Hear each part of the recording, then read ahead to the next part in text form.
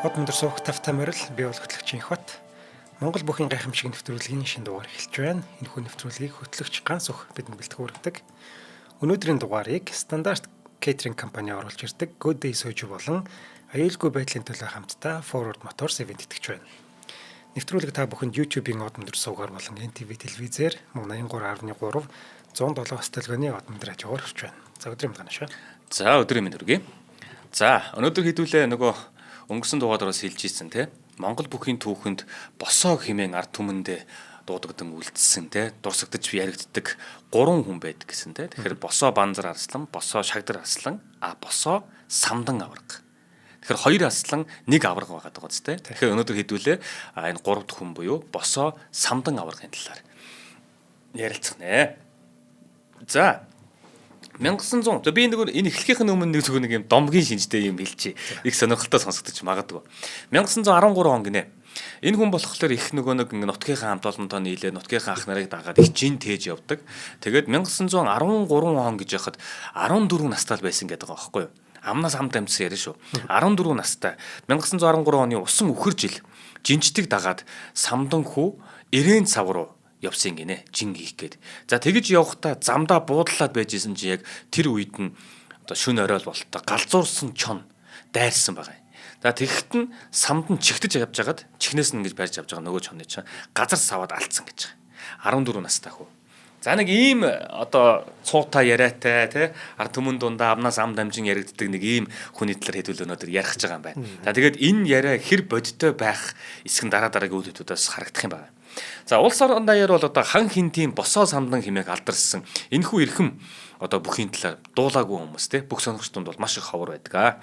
За 16 дугаар жарны шаргачин гахаа жил буюу 1899 онд хуучнаар бол Сэцэн хан аймаг гэдэг байсан. Сэцэн хан аймгийн Сэцэн бангийн хошуу буюу одоогийн Хинтээ аймгийн Баян хотог сумын нутагт харт зард Ганжуур жавын одоо том охин болох Буян дэлгэрийн хүү болон төрсөн. Хүшээ би сая л анзаарлаа. 14 настай та чон тэгээд алчиж байгаа. Харин тий. Юу болоо явчих. Та сэрэд удааг байгаа. Харин нэг тийм яриа байгаа юм. Ард түмнээс үлдсэн. Тэгэхээр тэрийг хэдүүлээ хоош задлаа зариуд илүү тодорхой болно. Тэгээд энэ Буян дэлгэр гэдэг хүний одоо хүүхэд болон төрж байгаа юм. Тэгэхээр энэ Буян дэлгэр нь болохоор Ганжуур жав гэдэг хүний том охин бол таарч штэ. Тэгээд яагаад ч мэдэхгүй өвөөгөөр овголдог. Энэ Ганжуур жав ингэж овголдог юм байна л да Самдан. Тэгээд гээ Самдан гэж ер нь бичээд идэг юм байна.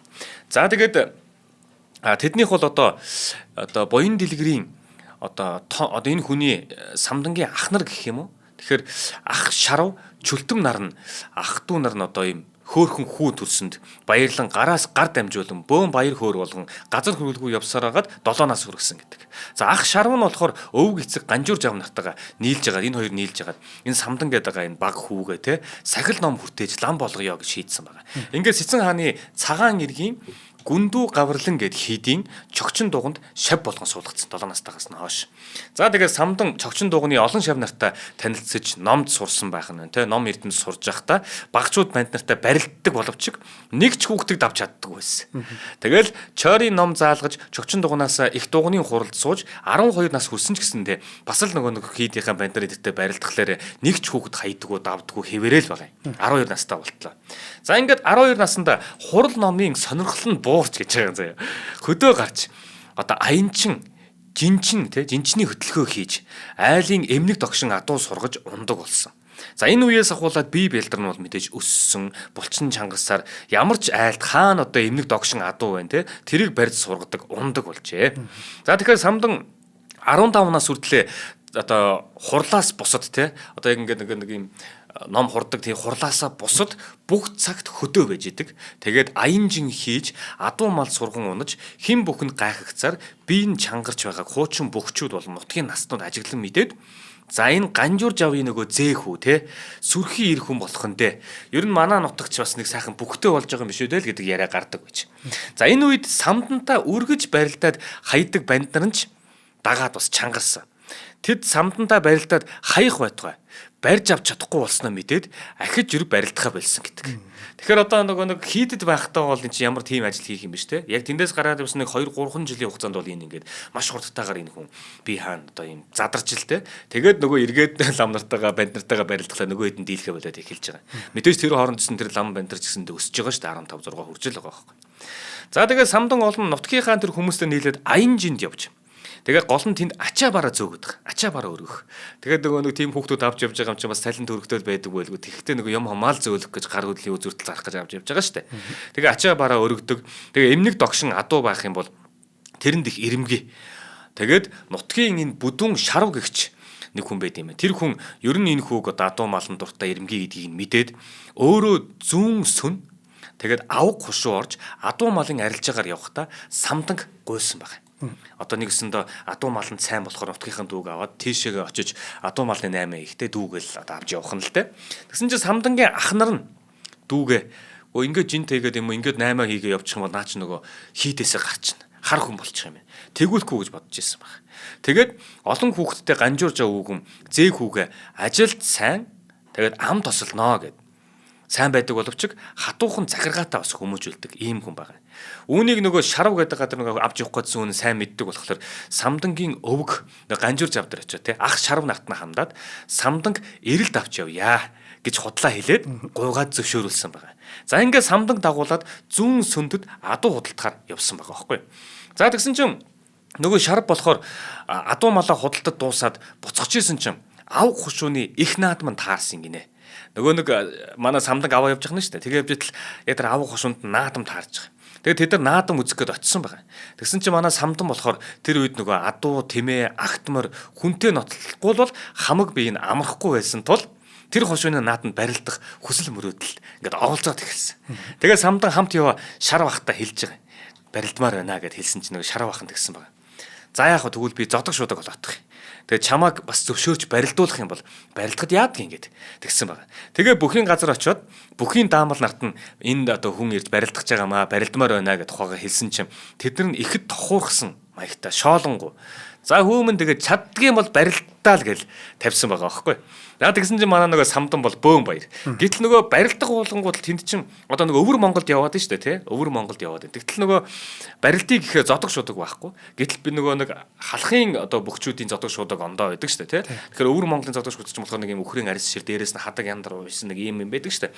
Тэгэн гол тэр зодог шуудаг нь олдохгүй барилдаж яах чадахгүй юу яах вүлээ гэвжсэн чинь тэнд нэг бүх таарсан юм байна. Тэгээ өөрөө барилдах боломжгүй болсон уу яасан. Өөрийнхөө одоо зодог шуудаг хэрэгслийг өгсөн байгаа байхгүй.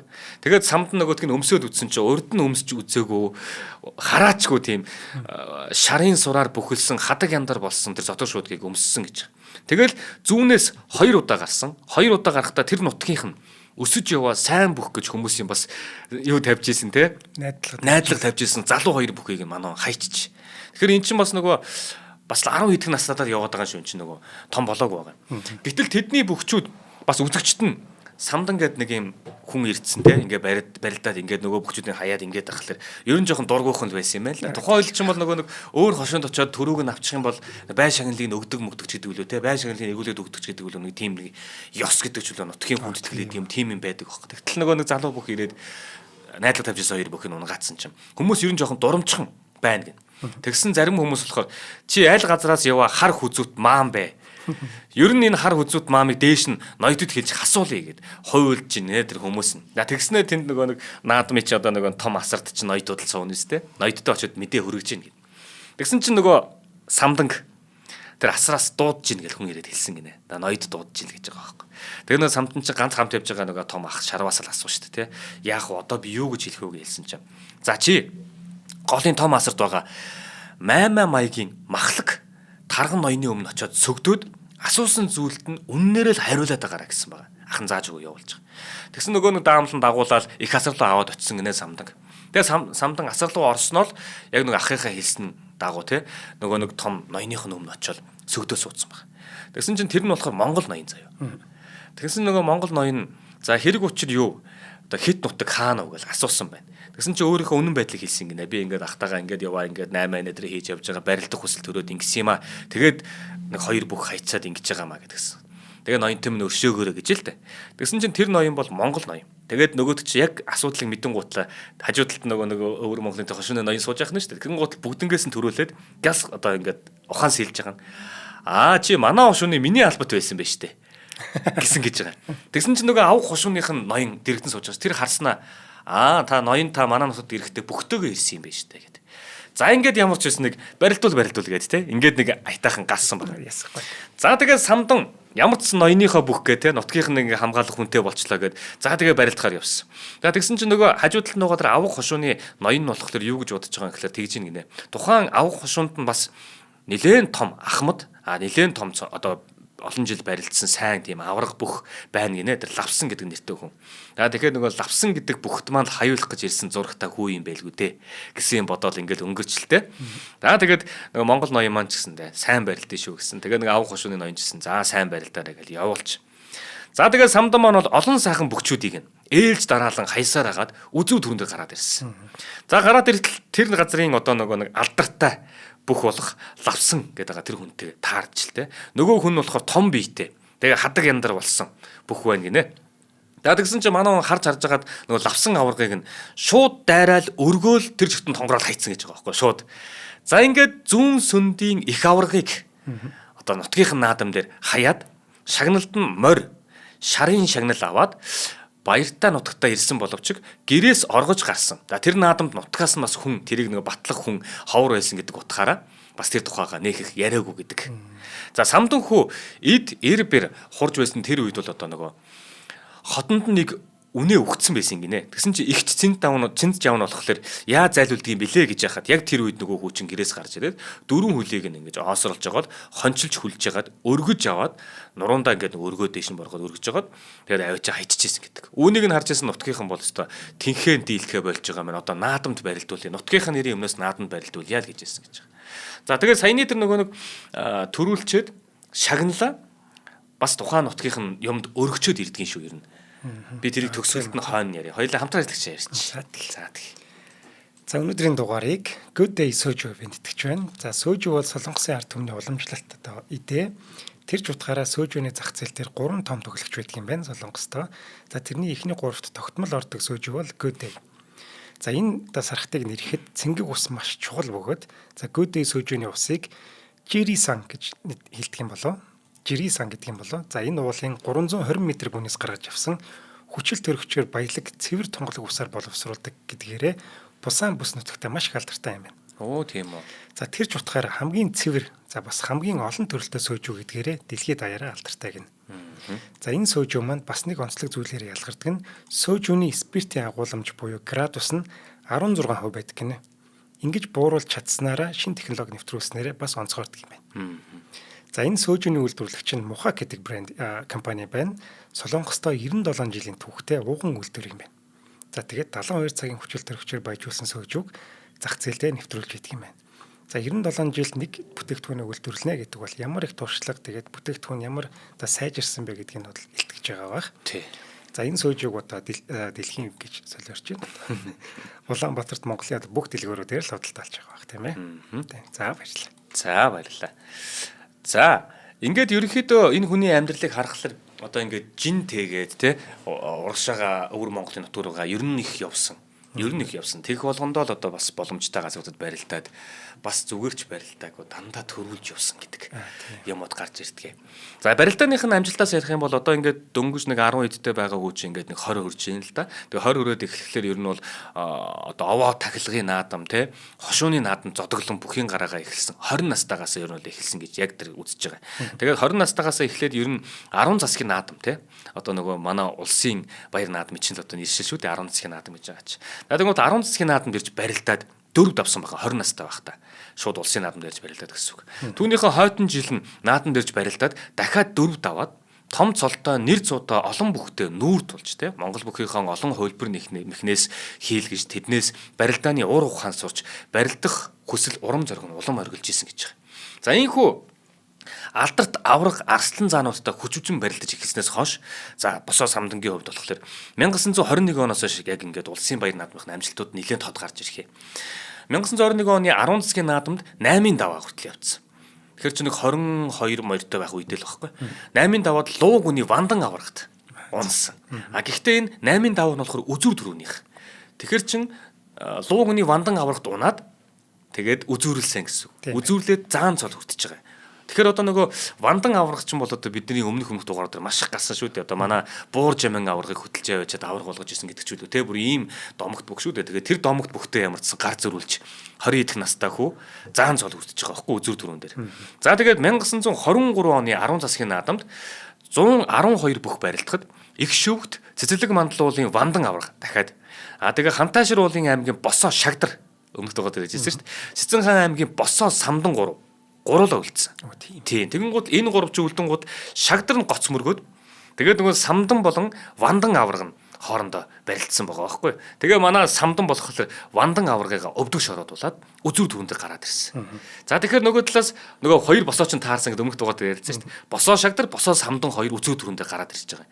Халахын босоо нэртэй хоёр бүх наадамчин олны харааг болон гол асрын өмнө зогсож Шагдар нь дайраад барих гэж угсэдл Самдан цохоод хажуу тийш нь зайлахад Босоо Шагдар бариад авчээ. Ийхүү хоёр бүх лавхан барилцаж бие биенээ тонгорон бужигнуулж байснаа Самданг дотуур дэгээ ороотол Босоо Шагдар арагш даран унгааж төрүүлсэн. Тэгэхээр өмнөх дугаар дээр нөгөө арслан болж байгаа Шагдар маань энд төрүүлсэн байх нь шүү дээ. Ингээд манай нөгөө вандан аврагад өмнө нэг унаад үзүрэлсэн шүү дээ. Тэгээ одоо саяны наадам дээр одоо Шагдартаа унаад хоёр дахь ингээд үзүрэлж байгаа байхгүй 10 засгийн наадам дээр.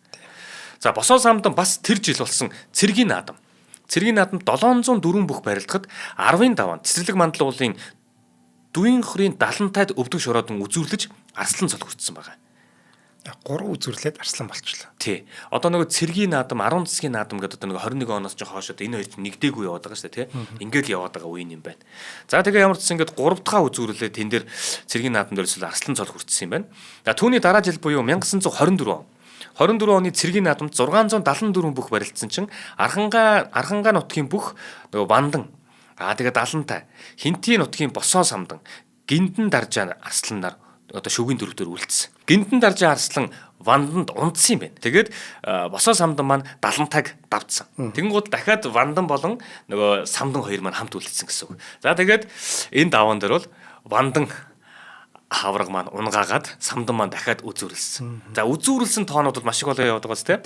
Ингээд 1925 оны ардын хувьсгалын 4 жилийн наадмаар 920 бүх барилдахад вандан, Босоо Шагдар, Самдан, Архангаан буур хэмээх нацгийн жамин нар шөвгийн дөрөвд үлдсэн байгаа.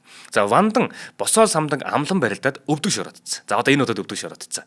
За жамин ч гэсэндээ Босоо Шагдрыг гэдрэг нь тахимдаж дараад төвгүүхэн давтсан. Тэгэхээр одоо шөгийн дөрөвдөрөөс унчлаа гэсэн үг. Хашир арслан, Босоо Самдан, буур жамин гихч энэ бүх бол төрүүчийн даваануудад Баточир арслан сугдаж тонгороод 10 хэрийн метэн авирыг суйлаад унгацсан. Тэгэхээр нөгөө Шагдар арслан тахимдаад дарчлаа. За ямар ч гэсэн би өрсөж мэхийгээд те үзнэ гэсэн бодолтой гарч ирсэн байна. За ингээ хоёр бүх өрөөд эхлэнгууд Босоо Самдан жамингийн зүүн хөлийг нь гадна талаас нь баруун хөлөөр цохиж, хоёр хөлийг нь ойртоод ирэхэд нь тахимаар нь хумж өргөөд өвдөг шороодуулаад 10 давж төрүүлсэн байгаа байхгүй. За одоо нөгөө өмнө нь бол арслан болцсон байсан шүү дээ. Өмнө нь арслан болцсон. Одоо энд төрүүлсэн заяа. Төрүүлсэн хэрнээс тухайн үед нь Самданд авраг цол албан ёсоор олгоогүй. Олны дунд Босоо Самдан авраг гэж хэлэгддэг хэрнээсээ яг албан ёсоор олгосон цол байхгүй. Аврагтай цолыг олгоогүй юм байна. Тий. Тэгээд энэ хүний чинь бол нөгөө нэг бүр одоо төрүүлснийг нь үдсэн харсан арслан байж байгаа төрүүлсэн те. Ийм бүх гэдгийг нь бол манай Монгол түмэн тэр чигтээ мэддэг. Харин түүнийг бүр нас барснаас нь хойш бараг 50 жилийн дараа буюу 1994 онд Монголын үндэсний бүхий холбооны цэцдийн хуралдаанаар авраг цолыг нь баталгаажуулсан гэдэг. Одоогийн жишгээр бол бүр даян авраг байхаар юм байна шүү дээ. За тийш дээ. Арслан цолтой бүх төрүүлээд авраг болно. За дахиад нэг даваа дахиж даваад тэгээд дахиад цол нэмэх хэрэгтэй байхгүй. Даян авраг болмоор санагдаад байна. За ер нь бол ингээд 3 4 үзүүрлэлчгүй тэгээ одоо 2 төрүүлчлээ тий. Бараг ийм юм болчлаа шүү дээ. За 1966 оны 6 дугаар сарын үнэн сонины дугаар гэж байгаа. 175 дугаартай үнэн сонины дугаар дээр Босоо Самдан гэсэн гачигтай өгүүлэл байдаг. За энэ өгүүлэлтээр болохоор Самдан гэдэг энэ хүн заяа. Улсын чанартай наадамд байна шүү дээ. 12 удаа барилдахдаа улсын чанартай наадамд 12 удаа барилдсан байх нь. 2 удаа төрүүлсэн, 3 удаа үзүүрлсэн, 7 удаа шүүгэрсэн. Тэгэхээр за 2 төрүүлсэн, 3 гэхэр чинь 5, 7 гэхэр чинь 12. Бүгдэнд. Тий, 12 удаа л одоо улсын чанартай наадамд барилдахдаа 7 удаа шүүгрөөд, 3 удаа үзүүлээд 2 удаа төрүүлсэн гэж бичсэн байдгийм байна. Дээрнээс гадна шүү дээ, тий. Аймгийн наадамд 17 удаа, орон нутгийн уул овооны наадамд нийтдээ 24 удаа төрүүлсэн гэж бичдэг. За. Тэгэхээр чи энэ хүн чинь бүр босоо гэж хэлэгдэхээс аргагүй юм хүн байгаа байхгүй. Яг тийм. Тэгээд одоо нэг овооны наадам одоо аймгийн наадам гэдэж жагаад айгүй бол нөгөө өвөр Монгол төрүүлж мөрүүлж байгаа юм их гарч ирэх байх. Өвөр Монголд ер нь хид хідэн одоо наадмууд орсон байлаа. За бүхийн тухай олон сурвалжид самдан авраг гэж бичсэн байдаг. Хөдөлмөр сонины босоо самдан хэмээх өгүүлэл байдаг гинэ. Тэр өгүүлэлд болохоор самдан авраг ямар мэх хийж байгаа нь огт мэдэгддэггүй байсан гэж бичсэн байдаг. Тэр хүмүүс бол одоо бараг л өгөөгүй л болохоос бүгд авраг гэдэг ийм л хүн байгаа байхгүй. Зандан хөрөнгийн хурд нь хөгжил бүрдээ шингэсэн юм, самдан аврагын хүч нь хөдөлмөрч бүр төмөндөө уламжилсан юм а гэж Хинтийн нутгийнхны домогт хурдан морь хүчит бүх хоёрыг өнөөгийн хөгжил хөдөлмөртөөгөө зөөрлөн холбосон юм магтсан бас юмуд байдаг. Тэгэхээр одоо Хинтийн аймгийн одоо хөдөлмөрч ард түмний дунд энэ самдан аврагын нэр хүнд бол мэдээж өндөр байдаг л гэсэн үг юм. Тэгэхээр самдан авраг болохоор маш их тэнхээтэй, хүч тэнхээтэй одоо төрөлхийн юм хүч тэнхээтэй байхын дээр намрын сэрүүн өвлийн хүйтэнд тэмээн жинтэйгээд за хүнд хөнгөн ачаа бараа ачих, буулгах, тэрэг тоногоо янзлах, за түлш түлээ түүх зэрэг байнгын дасгал, биеийг чиржүүлэх үндсэн нөхцөл нь байж хөдөлмөрт сайхан чанар нутаг орныхоо олон түмэнд дуурайлтаа сайхан байсан гэдгийг түүний алдрыг бас мөн хүчлэхэд бас гол үүрэг үүсгэсэн. Ардын явсгалын ихэнх үеэс биеийн тамир спортыг өргөн олонний хүртэл болгох, бие биелдрийн хүмүүжлэг дагнан эрхлэх байгууллага бий болж, улсын баяр наадамд барилдах хүчит бөхчүүдийг орон нутгаас улсын тусгай урилга зардлаар ирүүлдэг болсон байдаг юм байна. Тэгэхээр одоо Хинтийн аймгаас барилдах тэр бөхчүүд ирнэ гэж эндээс одоо урилгуудын өгөөл тэгээд зардлын дагаал авчирдаг байсан юм байна шүү дээ. За тэгээд бөхчүүдийн бас нэг хэд хэдэн жижигэн дурсамжуудыг уншаадах юм. За улсын заан Лувсан Балдан гэж хүн байна. Энэ хүн болохоор за босоо самдан аваргын хувьд болохоор хашиж цохих дэгээд их тийм урам ихтэй байсан. Шагдараасаа арай бага. Одооны улсын начин энэ галдан давг гэдэгтээ биеийн хувьд бол төстэй тийм хүн байсан. Барилж байгаа бөхөө яах ихийн зургуу хайчдаг. Их л тийм хөдөлмөрч хүн байсан да гэдэг. За 1924 оны 6-гийн даваанд Шагдарт унжила. За аргагүй л халахын хоёр босоогийн нэгдээ гэсэн байдаг. Энэ тэгэхээр улсын зан Лувсан Балдан гэдэг хүн болохоор нөгөө нэг халахын хоёр босоо Шагдар самдан хоёрын Шагдартаа барилж явсан тухайгаа ингэж хэлж байна. За улсын зан Гомбо давуу гэдэг хүн болохоор за Сэцэн хааны босоо самдан намхан зузаан бахин биетэй хаших, өргөх, дэгээд их мэхийг гаргууд хийдэг бөх. Ёс жаяг дээрэс нь гараа дэвээ гойд сайхан хийдэг юм бөх байсан гэж дурссан байдаг. За улсын арслан цоодлого. Энэ аваргыг би 1946 онд 25 жилийн ойгоор анх харсан юм аа. Тэр харьцсан байсан болохоор авраг нэг сайн барилдаагүй. Ямар мэх хийж байгааг нь одоо нэг анзаарч харж байгаагүй юм байна. Харин ахмад бөхчүүд бол сайн бөхчүүд бол түүнийг одоо сайн бөх байсан гэж магтаж хүндэтгдэг байсныг нь би бол мэднэ гэсэн байна. За хоёул хамтаа хэлгэж ярьж чи. Түүний араас би нөгөө хүч чадлын тухай болон ард түмний дунд үлдсэн тэр домог яриануудыг нь ярьж эхэллээ. За над шиг машин сайн мэдхгүй хүн бол би Ford Motors-ыг зориорой гэж та зөвлөмөр байна. За зөндөө олон засварын газрууд төвүүд бий л дээ. Гэхдээ тэр дундаа тэднийх одоо яг жинхэнэ засвар хийгээд байгаа юу, засаад байгаа юу, гүй юу гэд хүмүүс тийм эргэлзээ байгаад байдаг тий. Машин мэдхгүй хүмүүс чинь хэд хараад мэдхгүй шүү дээ тэрийг. Тэг яг хажууд нөхсөд байдаг шүү дээ. Яг юу хийж байгааг мэдгүй нээсээ тэг яачих нь болт дутаачих нь яг тэгдэг байхгүй. Би бол яг тэгдэг байхгүй. Тэнгүүд яг хажууд нь хараа байгаад байдаг шүү дээ. Нөгөө эцэг чинь та нар хүлээлгийн өрөөнд ороо сууж яа гэхдээ би тэнд суугаад байдаг энд миний нэг юм тончул яана гэдэг тийм айц байдаг шүү дээ тий. Моторыг авчвал яана. За Ford Motors дээр очих юм бол ийм зовлон, ийм айц бол байхгүй. За учир нь тэд Япон улсын нэр хүндтэй 8 корпорацтай албан ёсны дистрибьюторын гэрээ хийгээд ажиллаж байгаа. За тэгэхээр Японууд мэдээж тийм хариуцлагатай, чанартай, тийм тууштай компаниудтай хүмүүстэй хамтардаг шүү дээ. Энэ ч утгаараа Ford-ийн тэр итгэлцлийг энэ чинь ингээд бий болгочихж байгаа. Тэдэнд одоо итгэх тэр итгэлийг төрүүлчихэж байгаа гэсэн ийм санаагаар хэлж байгаа юм шүү. Тэгэхээр одоо ингээд дулаар чинь тос маслаа солих бах, ер нь машинда засвар үйлчлэгээ оруулах бах. Тэгэхээр бол Ford-ыг зориорой гэж төгсмээр байгаа. Тэдний тэр сэлбүүд нь ч гэсэн тэр Японы яг тэр оригинал чанартай сэлбүүд байгаа шүү. Ford Motors-ийн нөгөө нэг яг одоо засварын төв байгаа шүү дээ тий. Засварын төв нь ингээд залгаа юм 3 давхар дахиад барилгатай байхгүй. Тэгэнгუთ ингээд тэр залгаа байгаа барилга нь болохоор ингээд цонхнуудаар ингээд буюу шилэн юм ханаар одоо ингээд би одоо үйлчлүүлэгчийн хэсэг сууж илаа гэхэд яг ингээд миний доор ингээд машин засаал байж байгаа гэсэн үг байхгүй. Тэгэнгუთ тэр босоо шилэн хаалттай 3 давхар барилга юу вэ гэхээр 2 давхарт нь ресторан байдаг. Тэр ресторан болохоор зөвхөн тэнд үйлчлүүлж байгаа хүмүүстэй болон одоо ажилтнуудынхаа хоолундыг бэлтгэдэг л дээ. Тэгсэн чинь хүмүүс тэнд хоол идэх гэж ирдэг. Бүр өөр газраас машин засуулахгүйсэн ч гэсэндээ. Тэгээ би тэр хооронд чинь яалаа нэг уулзалт болоо. Тэгээд хоол идэх болгонгууд ингээд битүү юм нэг юм шүүгэнэд байгаа байхгүй. Шүүгээч явахтай нэг юм 50-өрөөд. тэн дээр ингээд хэдэн зуун тийм жижиг модель машины тийм загварууд.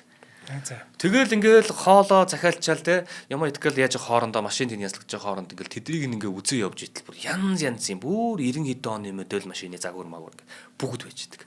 Айгуу гоё. Тэгэл хоол нь айгуу гоё амттай хүмүүс зорж ид хоол иддэг гэхэр ч бас тийм байгаа шүү дээ. Тэгэхээр та очиод машин тэргээ янзлуулах ч юм уу тэгэх юм бол маш гоё тухтай газар бас байж идэг юм байлээ шүү.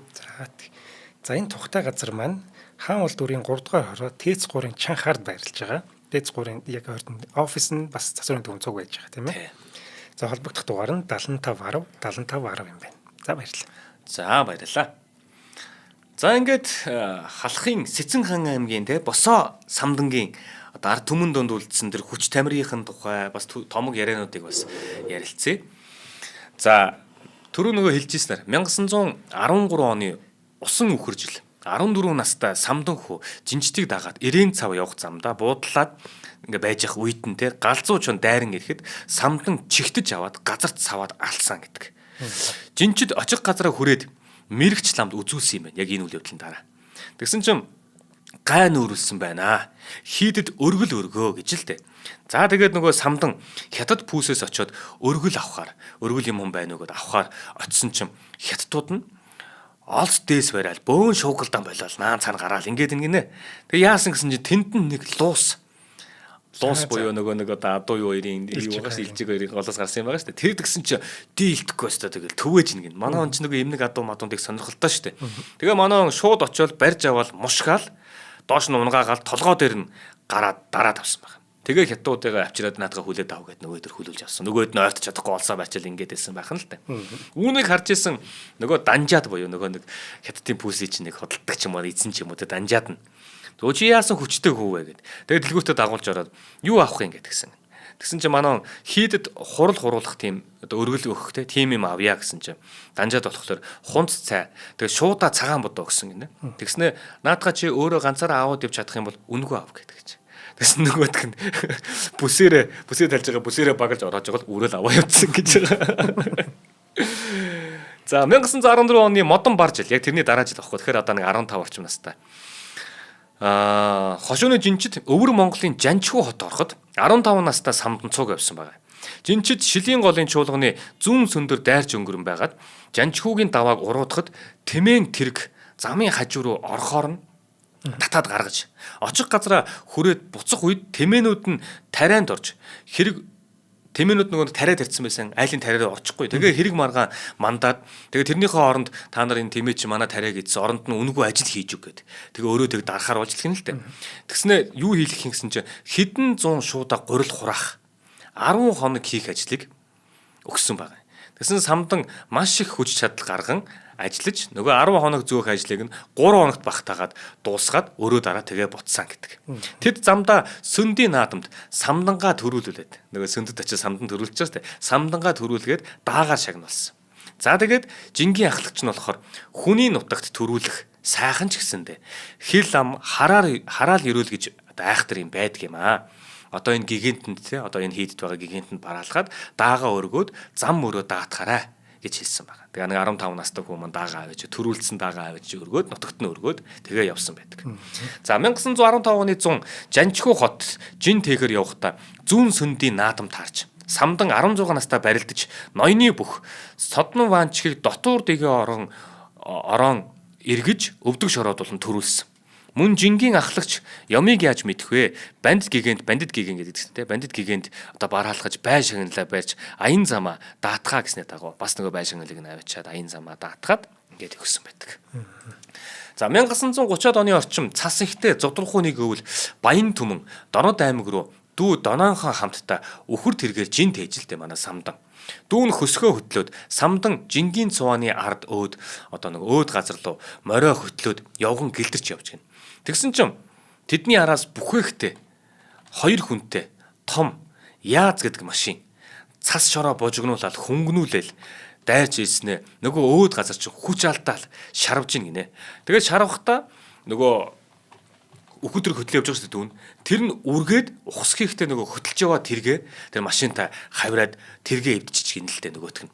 Тэгээд нөгөө машины жолооч нь ерөөсөө анзаарсан ч юм байхгүй тэргийг эвжлээд гисэн юм байхгүй. Шууд юм бодохгүйгээр өөд газар нөгөө машинаа өөглүүлээд хааслал юм гинэ. Тэгсэн чинь самдан уур нүрээд мориндоо мортоод ухс гэж очингуутлаа. Урдуур нь гараад тэг гараад огч байгаа. Зогс гэсээр зогсоосон баг. Тэгснэ тэрэгдээ ажиллаа штэ. Тэрэг эвдээ ажиллаа штэ гэж хэлсэн чинь нөгөө хүмүүс нь тоохгүй гинэ. Тэгэхээр манай мориноосоо буугаал арталт нь гарч байгаа машиных нь твшнийх нь араас хоёр гараараа барьж байгаа л татсан юм байл да. Уцаал татсан чинь тэр хойдлынх нь твшнийх нь арын зузаан тийм банз гэдэг байгаа. Тийм зузаан таг банз нь тэр чигээрээ хандраад унтчихин гинэ машиных нь араас. Тэгин гутал нөгөөдхөө сугандаа хийснэ өргөжлүүлж бариад тэгээ нөгөөд чинь хаанслан гутал хойноос татаад исэн баг. Тэгээ ерөөсөө өөдөө өксөхгүй. Ингээд нөгөөд нь цаашаа явж чадахгүй зогсоож ирсэн гэж байгаа. Тэгэхээр түүнийг одоо дүүн харсан байна. Тэр хоёр жолооч нь харсан байна. За бүх судлаач Батсүхийн тодруулсан тодруулсан аваргууд гэдэг ном байгаа юм. За тэгээ энэ номноос ингэж байгаа. Самдангийн хувьд болохоор бие бэлдэр, дүр төрхийн хувьд галбир, бяр чадал, жаяг ёс журам, зам байдал, мэх барилдаан зэргийн хувьд өөрийн үеийн олон сайхан бүхчүүдийн нэгэн манлаа байжээ гэж байгаа байхгүй. Тэрээр энгийн дээл хувцастай байхдаа биеийн хэмжээ нь олноос тийм ч томгүй үзэгдэх атлаа. Одоо дээлээ тайлаад одоо зогдог шуудгаа өмсөд ингэсний дараа бол их том харагддаг. Мах мараа булчингийн хөгжилт тун сайн тийм хүн байсан гэж байгаа. Түүний өндөр 190 см өндөртэй 120 кг жинтэй байсан гэдэг. За самдан улаавтар царайтай, бие нь их өнгөлөг, сайхан бөгөөд дуу хоолой бүдүүн. Зарим нутгийнхны ярьдгаар бол том нүдтэй, тэгээд тод хөмсөгтэй, монхордуухан хамартай, өргөн шанаатай, тэгээд богинохон тийм бүдүүн хүзүүтэй учраас дээлнийхэн захын дээд хэмжээр нь дарагдчаад харагддаггүй. Хүзүүний булчин тулчаад хажуу тишээ хүзүүгээрээ биш цээжээрээ эргэж хардаг. Ийм өргөн дөрвөлжин цээжтэй гой бүдүүн. Хөлний булчин маш сайн учир суйртай. Тэгээ ухаалаг их дөлгөөн. Нөхөрсөг тогтун зантай үг яриа ээлдэг даруй бүх байсан гэж түүнийг мэдэх ахмадууд дурсан бичсэн байдгаа гэж энэ хүн энэ номонд дурдсан байна. За самд нь бүхийн гараа дэвээ ихэд сайхан хийдэг. Толгоотоо үсээ мөлчийтэл нь хусаж хумсаа авч их цэвэрхэн барилдах бэлтгэлээ бас сайн хангадаг тийм бүх байсан гэдэг. За самдан авраг 30 гаруй жил барилджээ. За зарим юмдаас гарч ирээд нөгөө сүүл 40 он таарсан марсан гэж манай он ч 20 эдэн оноос эхлүүлээд барилдаж эхэлсэн мэгсэн. Тэгэхээр 1950 он хүртэл бас барилж исэн гэж гарч ирэх гээд байна. Сонин хэвлэл бичсэн мэдээлэлээс үзэх юм бол хан хин тийм босоо самдан гихч энэ авраг одоо улсын чанартай наадамд 12 удаа барилдсан гэж түрүү хэлсэн те. 2 удаа төрүүлсэн, 3 удаа үзүүлсэн, 7 удаа шүүгөрснөөс гадна аймгийнхаа одоо Хинтийн аймгийнхаа наадам те. Хинтийн аймгийнхаа наадамд 17 удаа Сум орон нутгийн болон овооны тим шинжтэй наадамд 24 удаа төрүүлсэн гэж дурссан байна. Тэгэхээр ч одоо Хинтийн аймгийн наадамд 17, бусад овооны наадам гэдэг юм уу тахилгын наадамуудад 24 гэж энэ хоёрын нийлбэр чинь 41 гарч байна. 41 төрөв. За тэгээд улстай ирээд 2 төрүүлсэн гэхээр чинь 43 төрөв, 3 үзүр, 7 гих шүүгэл байгаа байхгүй юу энэ хүнд. Тэ? За Самдан авраг 1929 оны улсын наадмын 6-гийн даваанд долгорын содом зааныг унгаж байсан гэж бас бичвэрүүд байдаг. За 1946 онд ардын хувьсгалын 25 жилийн баяр наадам болсон. Энэ 46 оны наадам чинь болохоор одоо Самдан авраг чинь 47 настай гэсэн үг байхгүй юу? 1899 он юм шүү дээ. Тэгэхээр нөгөө энэ үед чинь яг ардын хувьсгалын 25 жилийн ойгод бас нэг юм тэгшээ болж байгаа учраас алдартай бөхчүүдийг урьж залаад тэгээд нөгөө нэг дивэ шавааг нь хийлгдэг шүү дээ. Тэгэхээр нөгөө энэ наадам дээр чинь нэг их Монгол шарав зам авраг ирсэн гэдэг шүү дээ. Тэгээд зүүнний манлагаас боссон гэдэг шүү дээ. Тэнгууд зүүнний манлагаас босоод барууны манлагаас хэн боссон гэдэг үлээ. Тэгээд зүүнний хоёр дээрээс Самдан авраг болсон юм билээ. Тийм билээ. Тэгэхээр энэ одоо Самдан Арслан гэдэг юм уу тэр үед Арслан гэж байгаа хэрнээсээ түүний хараас босч гинэ гэдэг бол ямар ч хэсэн түүний хувьд бол нэр хүнд нь бол тэнд л бичигдэхээр ийм л том бүх байж тэ. Самдан аврагыг дагаад зүүнний дагуур магна гэдэг юм шүү. Дагуур магнад гарч барилж ийснийг нь харж ийсэн. Юуг нь харж бас сайхан бахархаж ийсэн гэж улсын арслан цоодол Самдан жигмэд нэг сэрэн дунгуй Самдан жигмэд гэдэг шүү дээ. Сэрэн дунгуй чинь бадамс байж тэ. Тэгэхээр Самдан жигмэд арслан гэж байгаа. Самдан жигмэд арслан нар маань бас ярьж хэлж үлдээсэн байдаг юм байна. За энэ 1946 онд яг нөгөө төвдөн дөрж аврагч даян авраг цолтой байсан болохоор энэ наадамд бас төрүүлж Тэгээд даян авраг дээр нэмээд дархан авраг гэдэг цолыг одоо анх удаага Монгол бүхийн түүхэндээ авч байгаа юм байна л да. 39 онд чинь цэрэг багтаа төрүүлсэн чинь 46 онд 27 молоо бас л идж агсцсан байгаа үе насан дээрээ те. Ингээд дархан авраг гэдэг цолыг анх үтчихийжээ. Төвдөн дорж авраг маань. За энэ наадамд бол зүүнний дагвар магнат босч барилдан 3-т хинтийн лутааг орхиод 4-ийн даваан дээр дунд говийн өвгөн гэдэг хүнд бас унсан байдаг юм байна. Бас 40-д насндаа гэдэг 4-ийн даваан дээр барилдаж л явж. Самдан авраг аймгийнхаа наадамд 7 удаа төрүүлж 3 удаа үзүүлсэн. За хөдөө орон нутгийн наадамд 24 удаа төрүүлсэн гэдэг. Самдан аврагыг хавар гэрээсээ гараад өмссөн дээлэг ганттал, унсан морой гунттал наадамчлаад намар гэртээ ирдэг байсан гэж ярьдаг. Тэгэхээр л аргагүй ингээл наадамлал ингээл явцдаг ийм л бүх байж л те. Өмнө дэлгэр сумын нутагт болсон нэгэн наадам дээр бөхөөний төмс химэх одоо начинд унаж бөхөөний төмс гэдэг нь зөвхөн хочин л баг. Бөхөөний төмс гэдэг начинд унаж үзүүрлснээс хойш гэрээсээ гарахаа болсон гэж байгаа. Тэгээд начин намайг гэртмэн оруулсан ачтай хөөн гэд хадаг бариад золгодог байсан гэж байгаа тэр үнтэйгээ. За 1947 онд түүнд нэгэн эмгэнэлт үйл явдал тохиолдсон нь хээр явж хагаад одоо гів гинэд галзуу чонтой тааралцсан гэдэг. Тэгээ авраг мориноосоо буугаад ханцуу шамлан ойртоод чимээ өгтөл нөгөө чон хурц чүдээ арзаалгаад муухай ахираад ухсхийн дайрсан байгаа. Энэ үед нь самдан самбаачлаад галзуу чоныг овоодон авч ноцолцсон. Тэгээ унжсан хөлийг нь суг татаад эрүүгэн заан тонлогсон гэж байгаа. Эрүүгэн заан тонлогсон гэж байгаа. Гэвч түүнээс хойш сэтгэл санаа нь өвмөрөн. Дээрээс нь 3 настай бяцхан үрээ алдсан явдал хүнд цохилж болж одоо сэтгэл зүйд нөлөөлсөн гэж хүмүүс ярьдаг. Магадгүй саяны нэг эмгэнэлт явдал гэдэг байгааг яг энэ үйл явдлын өмнө дурдж байгаа юм гэхэл магадгүй хацуулсан битсэн байж магадгүй тухайн үедээ тэгээд эмнэлэг домлогны тэр юм манайхан бас мэддэггүй байсан байлгүй те. Тэгээд хацуулсан ч байж болно. Дээрээс нь энэ хүүхдийнх нь одоо ганцхан хүүхэд те. Тэгээ тэр хүүхэд нь хүү байсан. Тэгээ тэр хүүгээ 3 настай байхад нь алдсан гэдэг нь бол энэ хүний хувьд ч гарцсан байсан хүний хувьд бол их хүнд цохилт болсон л гэж байгаа. Тэгээд энэ тухай болохоор самдан аврагын үеэлдөө даш бонцог гэдэг хүн нэг яриа байгаа. Ах маань өмнө дэлгэр сумаас эхнэр авч тэндээ амьдарч байгаад ганц хүн 3 нас хүрээд нас барсан. Хүмүүс галзуулсан шахам юм ярьдгийг. Аргагүй шүдээ зайлуул ганц хүүгээ алдаад сэтгэл санааны одоо сааталт орсон юм шиг санагддаг. Нас барахтаа аймгийн төвөөс урагшаага гараад мөрөнгийн овооны урд очоод хувцаа тайлаад дээлээ өрөөлдөд буюу өрөөлдөд дөмбөрдөг шүү дээ. Хувцаа тайлаад гутлаа ингэж тавьж агаад гутлаа дэрлээд тэгээд дээлээ өөртөө ингэж нөмрөөд тэгээд нас орсон байсан гэдэг. Зайлуул хүмүүсийг айлгаж зовохгүй гэж бодсон байлгүй дээ хэмээн ярьсан нь бас номонд бичигдэн үлдсэн байдаг юм байна.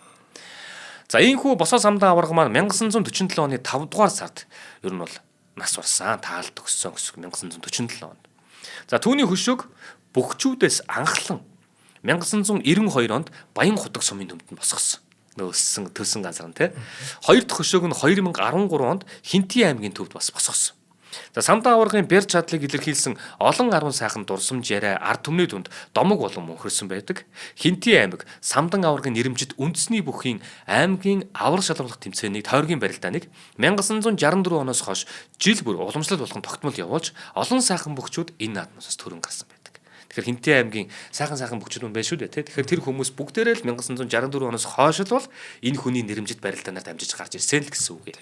Тэгэхээр тэр нутгийнхандаа бас Монгол бүхийнхэн нэг сайхан замыг татаад өгсөн л байгаа. Түүний араас олон сайхан аавын хүүгүүд ээжийн аавын хүүгүүд те энэ үндэсний бөхөөрөө бас нутгаасаа байрлаж амжилт үзүүлсэн баха. За алдар таврын талаар бас ингээд нөгөө чадан ядан эн тэнд байсан материалуудыг цуглуулan хөөргөхөд ийм байна. Ер нь бол манайхан мэдж байгаа хөө 1920-с 1930 оны наадмууд те түүнээс өмнөх наадмуудын талаар ийм баримт тоо гэдэг ч юм уу иймэрхүү юмуд маш бага байдаг. Тэгээд энэ хүний талаар одоо мэд хүмүүс ч бас маш их ховор байгаа гэдэг. Тэгэл нутгийнхан дунд юм уу эсвэл одоо Монгол төмөн бөхчүүдэд хайртай хүмүүс, бөхөхтэй хайртай хүмүүс юм аа л амнаас ам дамжсан яриа л ер нь энэ юм байгаа шүү. За тэгээд өнөөдрийн төлөвлөлтөд бид нар юунаас буюу хаанаас материал цуглуулсан юм бэ гэхлээр Дамдангуан Монгол бүх гэдэг ном байдаг. За Батсүх болон Нэм осор гэдэг хүмүүсийн Монгол бүхийн хөгжилт гэдэг бас сайхан ном бий. За эндээс гадна бас Баяр сайхан Тэгшээ нарын 20 дугаар зууны их асрын өмнө зэрэг бас сайхан номууд байгаа. Энэ номнуудаас бас жанжин шогноо болгож мэдээллүүдийг авч бэлтгэсэн юм байгаамаа. Та бүхэндээ баярлалаа. За баярлалаа. За үнэхээр сайхан дугаар байлаа ганууш. Баярлалаа. За өнөөдрийн дугаарыг маань Good Day Soju болон Forward Motors event итгэсэн нэвтрүүлэг та бүхэнд YouTube-ийн хот өндөр суугаар болон NTV телевизээр мөн 83.3 170 сталганы од мөндөр ажгаар хүрлээ. За дараагийн дугаараар харилцъя.